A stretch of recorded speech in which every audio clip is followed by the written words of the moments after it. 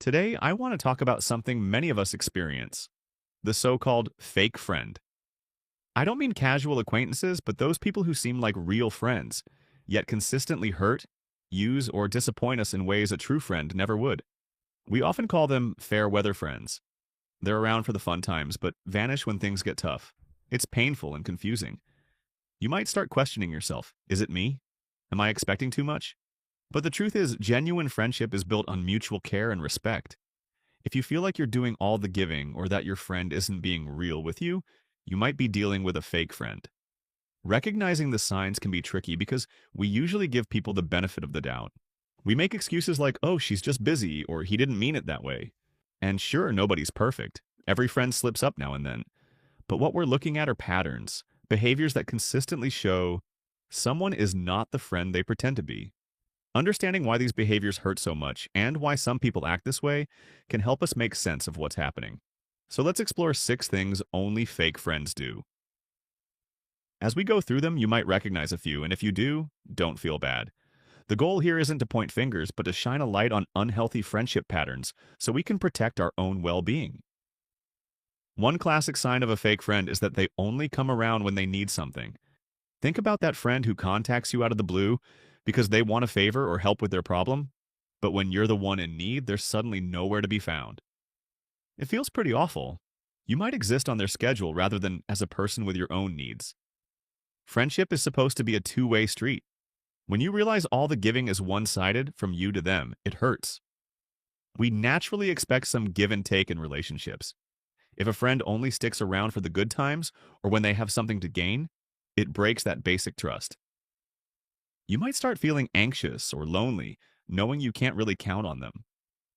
A real friend is there for you during the fun and the hard times. A fair weather friend only shows up when the sun is shining. Why would someone act like this?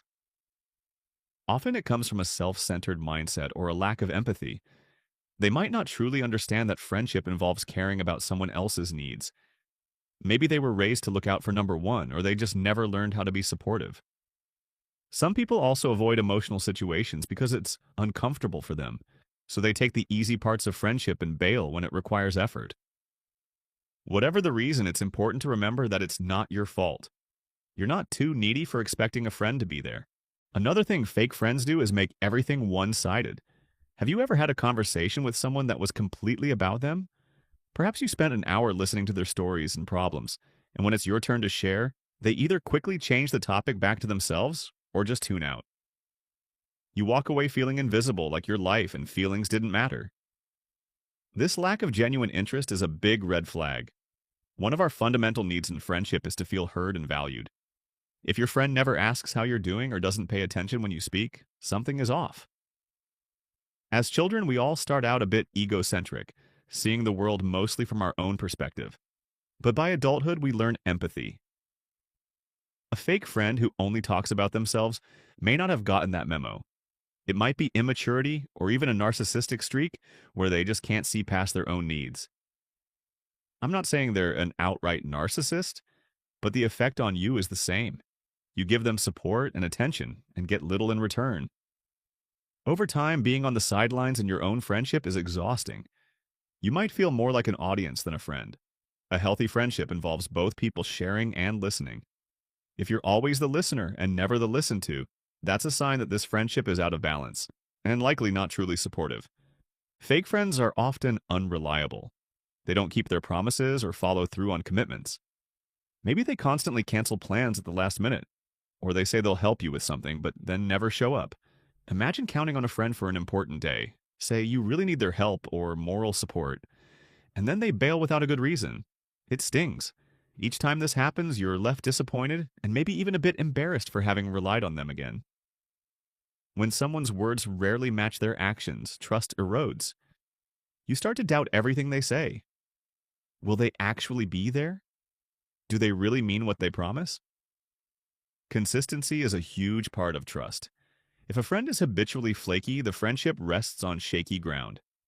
You might find yourself making excuses for them or trying not to ask them for anything at all, just to avoid being let down.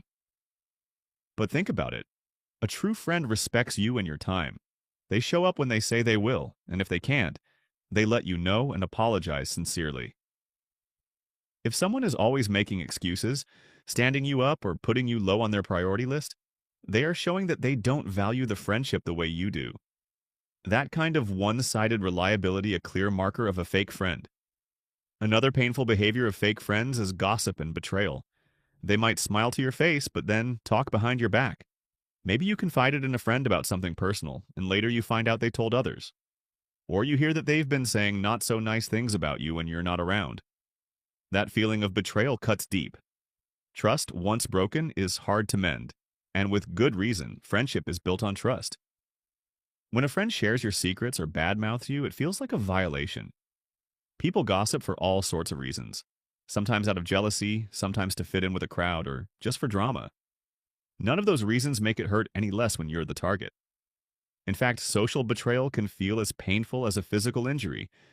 Have you ever felt sick to your stomach after discovering a friend betrayed you?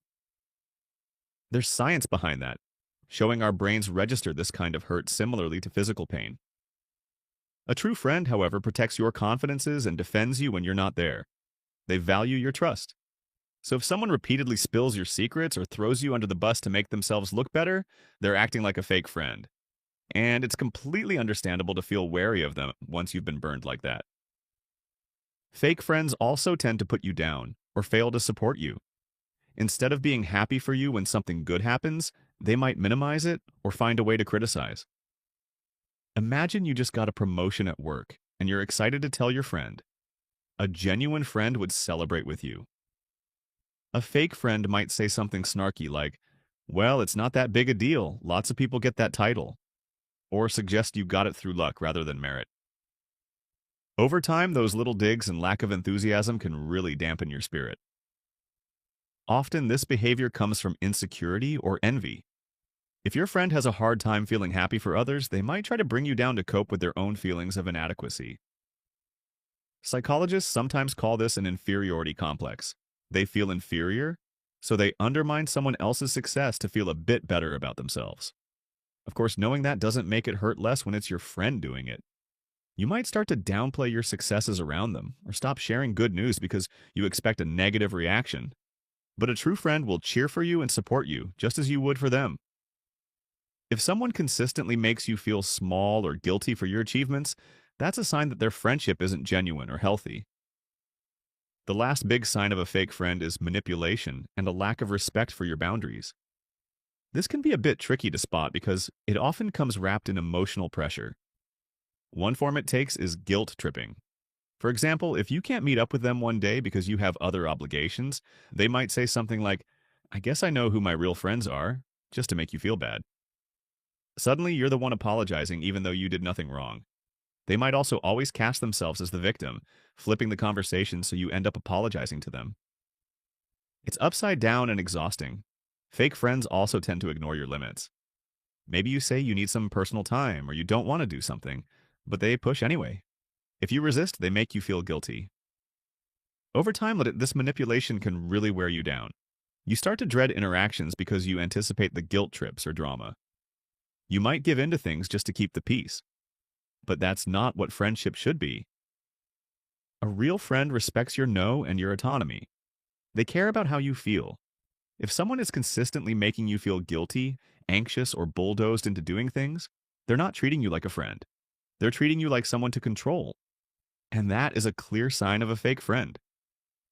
So, we've talked through a lot of red flags. Maybe you recognized some of them in a relationship of your own. If so, remember this. A true friendship generally feels positive and supportive, not constantly draining or uncertain. After spending time with a good friend, you might feel happier, heard, or at least not worse about yourself. After an encounter with a fake friend, you often feel the opposite, anxious, let down, or even bad about yourself. That contrast is telling. Now, what can you do if you realize you have a fake friend?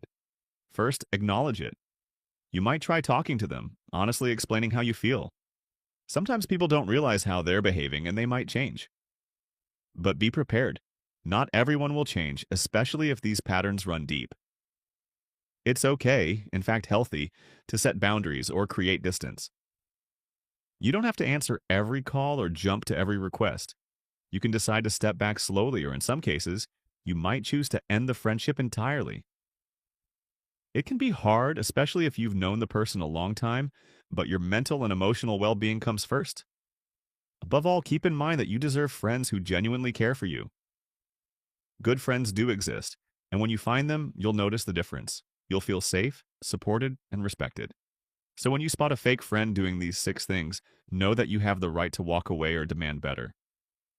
Life is too short to spend it with people who don't truly have your back.